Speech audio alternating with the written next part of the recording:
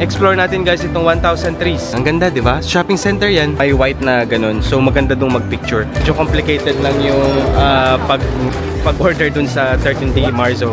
So guys, ito na siya. Yan na guys, ang Wukang Mansion. So abort muna natin ang ating mission na kumain dito sa Apoli.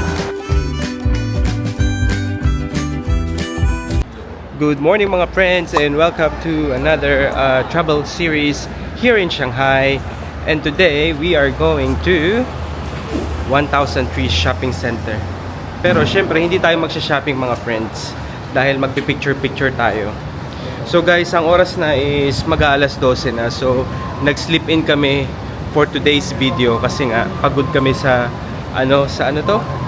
napagod kami sa Disneyland kahapon. So as in talaga nagpahinga. Alas 12 na ata kami nakauwi mga friends. So ayun, explore natin guys itong 1,000 trees. And then this afternoon may pupuntahan pa rin tayo. So abangan nyo yan. Keep watching and I hope you guys enjoy today's video.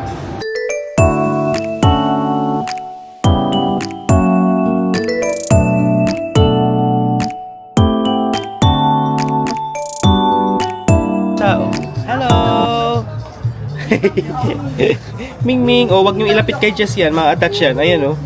Guys, tingnan niyo dito sa labas oh. Ang ganda ng mga cherry blossoms oh. Fully bloom na siya.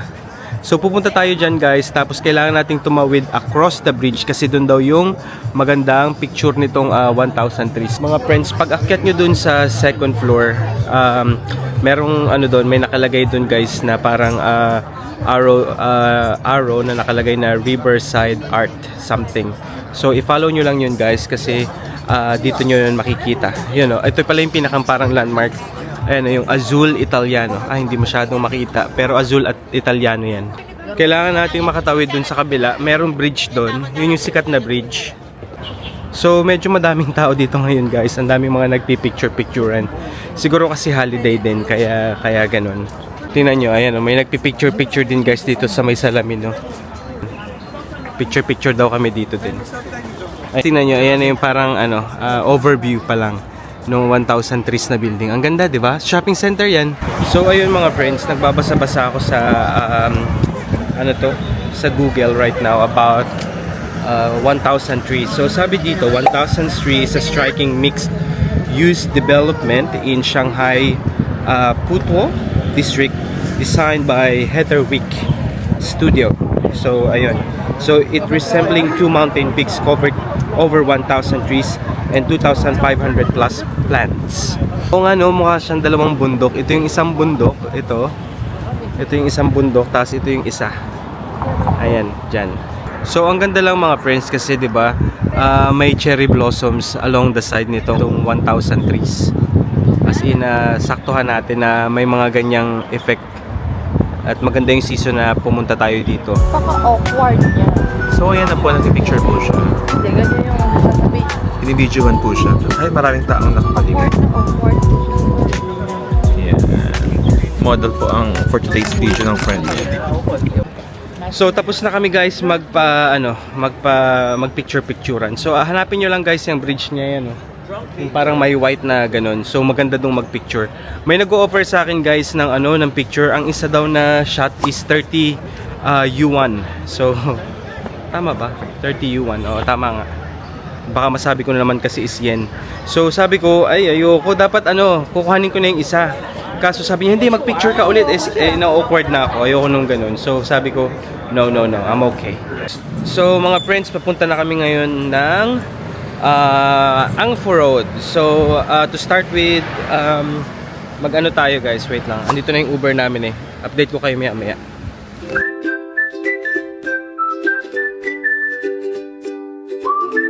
So guys, andito na kami ngayon sa Wukang Road. So parang Angfo Road rin ang tawag dito. So mga pastry sa sarap po. Anong pangalan to? Sunflower Bakery and Coffee. Tapos guys, andito na yung Harmay. So guys, magko-coffee daw muna kami. Ang tawag dito is yung 13 de Marzo. So itatry natin siya kasi meron siyang parang pa-teddy bear. Yun lang naman yung gusto natin, si pa-teddy bear. So guys, dito na yung 13 de Marzo. Marzo pala, hindi Mazo. So ayan, bili tayo friends. Pasok tayo sa loob. So ayan siya guys. Merong ano doon, parang QR code na kailangan i-scan. Tapos mag-order tayo online. So ayun mga friends, medyo complicated lang yung pag-order dun sa 13D Marzo. Kailangan i-scan yung QR code tapos magbabayad ka through WeChat. So medyo matagal lang yung proseso. Tapos yung order mismo is matagal din. Parang nakalagay doon, may number naman, tapos yung nakalagay is 34 minutes to wait daw. So ngayon, tatawid na lang muna kami dito guys sa Harmay. So ayan guys, turo ko lang ulit sa inyo yung yung 13 de Marzo. Ayan siya mga friends. Tapos yung katapat niya guys, ito na yung Harmay. Tapos ayan na. Ay guys, meron din palang Harmay na perfume dun Mga friends, yung Harmay pala, meron din silang cafe. Ayan Uso talaga dito guys yung yung kunyari yung shop. Meron ng kasama parating mga cafe. So guys, ito na siya. Ang cute. May pa-teddy bear dito sa gilid. Oh, hindi nyo makita. Ayan. May pa-teddy bear guys. So balik na tayo sa ating mga friends. At magpipicture-picture daw kami nitong namin. Nitong pa-teddy bear. Tatawid lang ako mga friends. Tikman na natin mga friends kung anong lasa ng nila.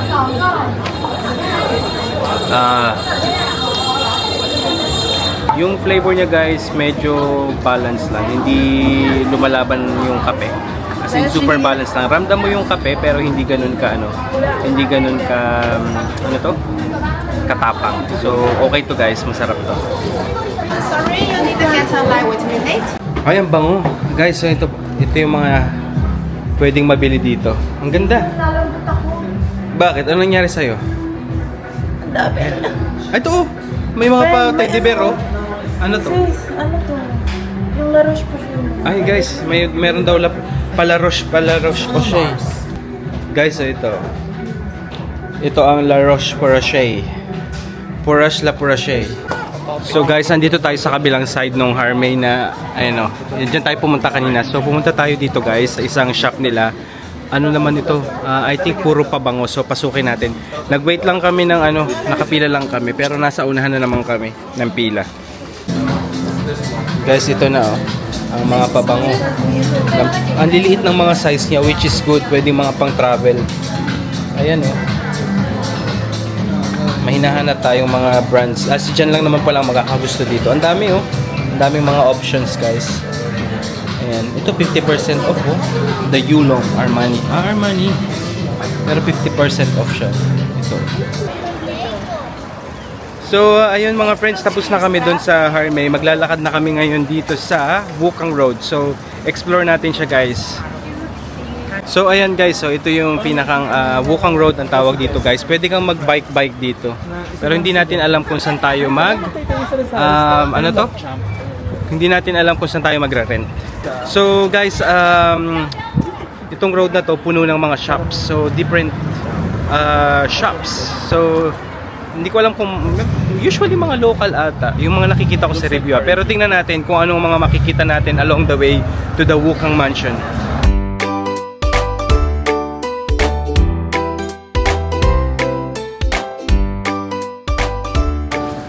Wala pa akong nakikitang shop guys pero more on architecture. Ito pala is part ng old French part siya ng old French concession according to Google guys. So ayun nga, makikita mo yung parang French dito, inspiration ng mga building at saka ng mga puno at saka ng mga tao din.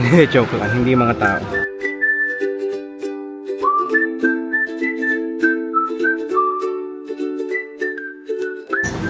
Mga friends, ayun, may matcha Tokyo doon. Ang ganda ritong crossing na to. Ang ganda ng pa-design dito. Pero hanap tayo muna ng toilet. Guys, so may nakita kami dito na fragrance shop. Ang tawag is Fragrance Diary. So, Shanghai souvenirs daw siya mga friends. So, pasukin natin. Ano daw yung viral dito, Angelica? Ano yung ano? Money daw yung tawag nung ano. Doon sa magandang, ay mura rin lang, hindi ka mahalan. Guys, yung mga presyo 98 to. 98 yuan. Nanginig na ang mga friends sa mga pabango. Manginig ka, friend. Ayan, actually magaganda yung maraming mga mababango dito mga friends ha. Punta kayo dito sa Fragrance Diary. Ay, maganda daw dyan sa Ferguson Lane. Pasok tayo. Ayan guys, ito na yung ano, maganda rin tong Ferguson Lane na yan. Nakikita nyo ba? Pasok tayo mga friends. Maraming shops daw dito. Ito na nga yung sinasabi niyang ano daw, flower shop. Alright. Andito na mga friends. Ang dami nga mga mabibilhan dito at ang ganda ng mga pa-effect dito. So, ayan mga friends. Wow! Ang ganda dito mga friends. So, Ferguson Lane ang tawag dito. Pero hanapin muna natin ang toilet. Kung nasaan ang toilet.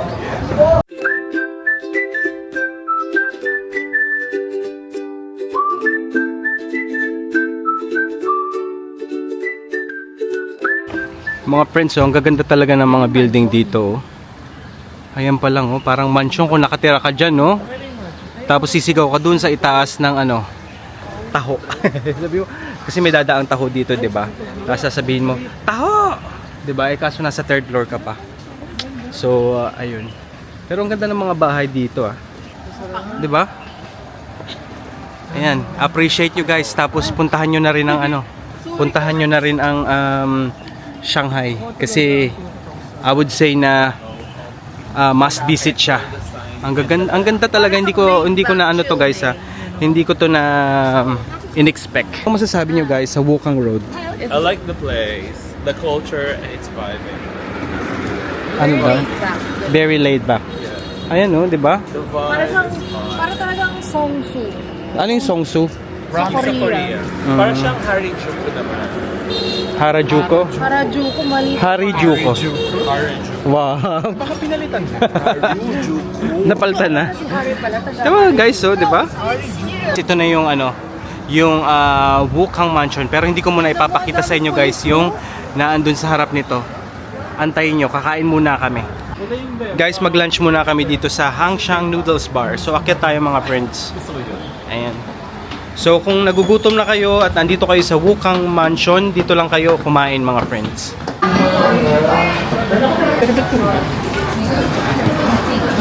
So, ayan mga friends, magla-lunch muna kami dito sa Hanshang Bengbang daw ang tawag dito. Yun yung nakita ko guys sa Google.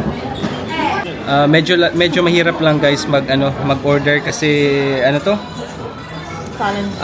Walang English translation. So, nag-Google Translate na lang kami. So, yung order namin is yung braised pork noodles. Tapos meron kami bibilhin na sharing. So, ayun.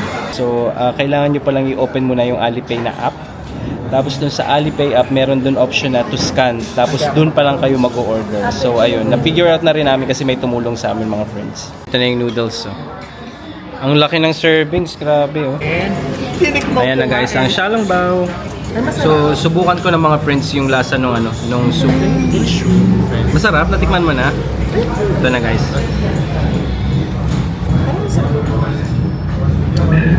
Sarap ng broth. Refresh, hindi refreshing, nakaka-healing. Healing. May sakit kayo? Pwede po makipicture Sarap. ng Xiaolongbao. Of course. Ako din, ka-picture naman. Yummy. So ayan mga friends, tapos na kami na kumain. So ngayon magpipicture na kami dito guys sa may labas. Para makita natin ang backdrop natin is yung Wukang Mansion. So ayan guys, oh. Yan yung madadapa pa ako. Yan yung Wukang Mansion. Pero tatawid pa tayo mga friends. Doon tayo friend, doon tayo para maganda ang ating picture spot. So ayan guys. Ang daming tao nagpipicturean dito. Pakita ko sa inyo. Ayan o, kasi ang view nyo is ito. Ayan. Pero hanap tayo ng magandang picture spot. Siguro doon pa siguro ata yung mga friends sa kabilang side. So ayan guys, ang pinaka-famous na Wukang Mansion. Ayan na guys, ang Wukang Mansion sa likod natin. Ang ganda. Ayan. Ayan, ganyan. Ayos, di ba mga friends? Ayos na ayos. Mga friends, oh, lumakad tayo pa kabila. So magpipicture tayo ng mga solo-solo dito ng ating mga ka-friends. At hahanap tayo ng magandang spot. So I think dito na yung magandang spot. So picturean muna kami mga friends. Guys, another iconic na bakery dito sa Shanghai. Itong, ayan, Apoli Ita Bakery. So let's go explore natin guys. At bibili rin tayo ng ating makakain. Guys, pero ang haba ng pila andyan, no? Grabe hanggang dulo. Pero saan tayo kukuha ng pagkain? I think we need to go in. Sa loob. Grabing dami nga lang talaga ng tao mga friends. Pero ang ganda sa loob. Sabi nila ito daw yung parang Harry Potter style. Ang dami mga friends. Ay, ano to? And guys, so Black Truffle Ham Pastries. Oo nga. Pwede man tayong bumalik dito kung gusto nyo. Ano dito? Ito guys, so. Ayan guys. Mga friends, hindi kaya. Ang daming tao sa loob. Ayun. So, abort muna natin ang ating mission na kumain dito sa Apoli. Balikan na lang daw namin mga friends. So ngayon guys, I think that's it for our Wukang Road trip. So tonight, pupunta kami ng tawid daw kami. Wait lang mga friends. Ano lang muna ako. So guys, I think that's it for the Wukang Road vlog. And we will proceed to our next destination. Ayan mga friends, nasa labasan na ulit kami. Andito ulit kami guys sa ano to? East Nanjing Road kasi magpo-food trip kami ngayon. So let's go. So ganito guys, ka-vibrant ang ano ngayon, ang East Nanjing Road. Today is Thursday. So ayan, hindi madami bang tao? Parang sakto lang ang tao ngayon mga friends. Mga friends, so ang cool nung kotse oh. Ganda. Ayan, may mga nagpipicture doon, hindi ko alam kung bakit. Pero ang ganda nitong kotse oh, makaluma oh. Tapos may parang ano dito, karwahe. So ayan guys, nandito na tayo sa mga street food guys. So ito yung mga makikita nyo dito. Ang laki nung ano oh, barbecue. Ito guys, parang ano to, mga dumpling ata to. Ito guys, oh, yung mga sizzling squid. Wow. Ayan oh, sarap, ang bango ng amoy. Ay, ito oh, parang mga friends oh, ang lalaki ng mangga oh. Grabe, ang laki ng mangga. Tapos dito guys, may mga ano dito. Meron? Hindi, yan lang. Yun lang yung kainan. Ayan o, may mga parang souvenir dito. Mga fridge magnet. Ay, ito, ang dami. Ang dami. Ang dami. Magtingin muna ako mga friends. Guys, ang galing o. Gumagawa siya ng caricature. Ang galing. Ayan yung ginagaya niyang picture. Pwede nga magpagawa ng bracelet dito guys. So ayan si Angelica oh. So on the spot gagawin yung kanyang bracelets. Magkano guys ang presyo? 200 at 100. 100 ng presyo nito. Guys oh, daming mga ano, skewers. Barbecue. Ito may parang mga ganyan jam, chicken, french fries. Tapos dito naman guys may mga parang set meal, ayan oh. Ay, hindi pala set. Ay, ito parang oh. Sarap oh. Ay, ito may parang itlog dito. Ayan. Ay, stinky tofu. Tapos dito may mga parang ayan oh, mga ganyan. May mga snail, may mga buns, may shalong bao, mga fried dumpling dito. Tapos ito yung parang onion pancake ata yan. Nagpapakitang gila si mother. Oh, ayan na oh. Oh. Diba? Ang galing niya oh. Pinaikot-ikot niya talaga yung ano, Ano ba yung pinaikot-ikot niya?